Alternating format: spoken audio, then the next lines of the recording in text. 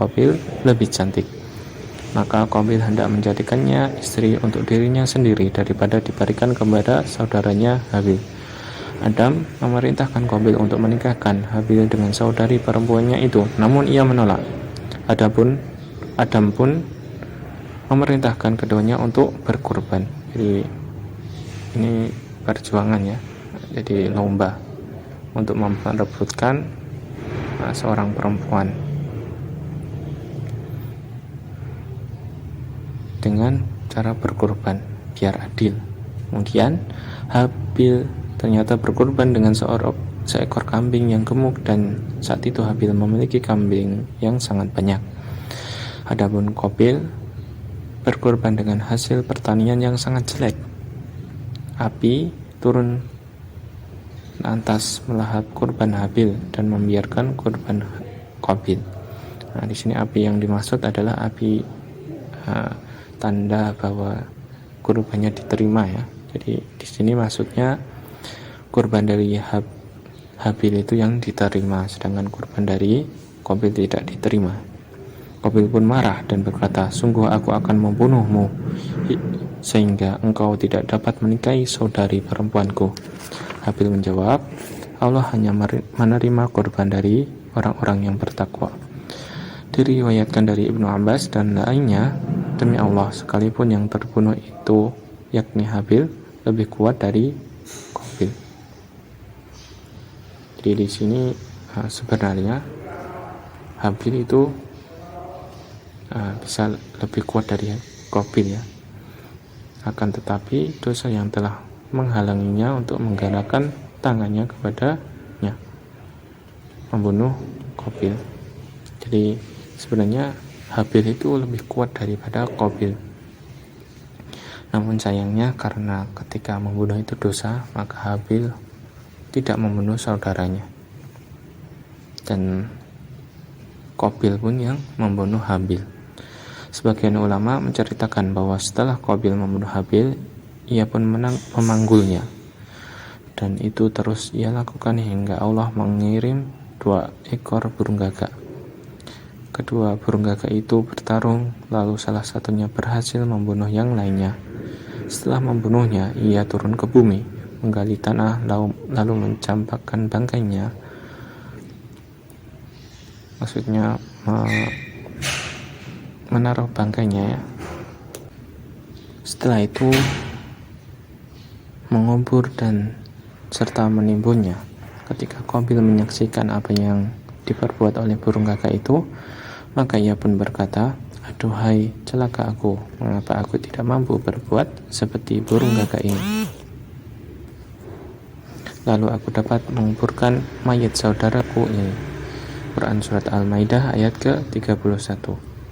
Lantas setelah itu Qabil pun melakukan seperti apa yang dilakukan oleh burung gagak itu, dan menggali tanah serta menguburkannya. Jadi itu asal muasal manusia itu dikuburkan ya. Jadi sudah ada sejak zaman Nabi Adam, sejak awal kehidupan manusia di muka bumi. Jadi itu fitrahnya ya, atau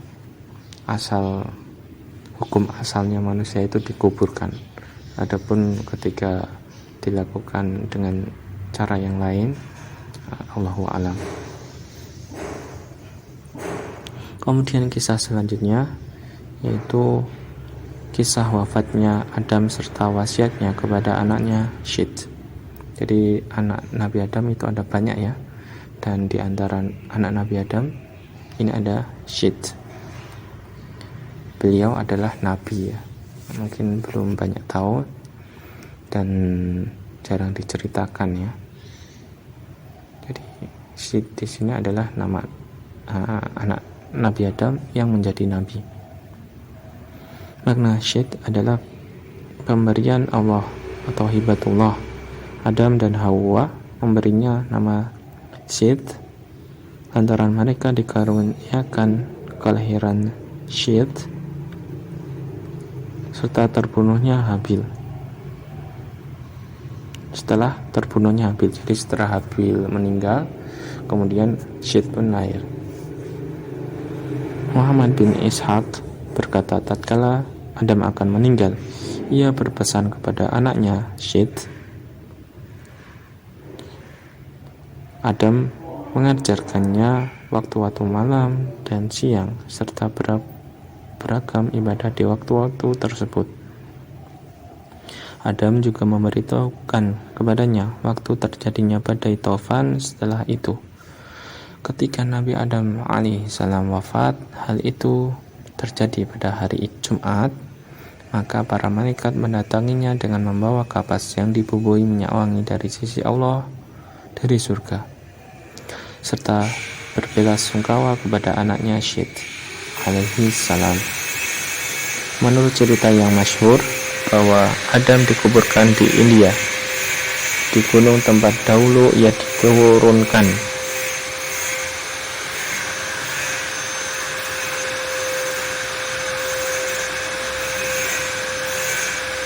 Dan diceritakan ketika terjadi badai Taufan, Nuh alaihissalam membawa jasad Adam dan Hawa dalam tabut, lalu keduanya dikuburkan di Baitul Maqdis. Demikian yang diceritakan oleh Ibnu Jarir. Jadi di sini badai Taufan yang dimaksud ya badai banjir matahari, banjir bandang yang ada di zaman Nabi Nuh. Para ulama berbeda pendapat mengenai umur Adam alaihissalam. Di dalam hadis dari Ibnu Abbas dan Abu Hurairah diriwayatkan secara marfu bahwa umur Adam yang tertulis di Lauhul Mahfuz adalah 1000 tahun. Ketika Adam alaihissalam meninggal, maka yang memikul segala urusan adalah Syed dan diturunkan kepadanya 50 sahifah atau lembaran. Demikian kisah dari anak-anak Nabi Adam ya. Jadi kisahnya Qabil, Habil, dan kisahnya Syed. Jadi setelah Nabi Adam, yang mewariskan untuk menjadi pemimpin adalah Syed. Demikian yang kita pelajari. Wassalamualaikum warahmatullahi wabarakatuh.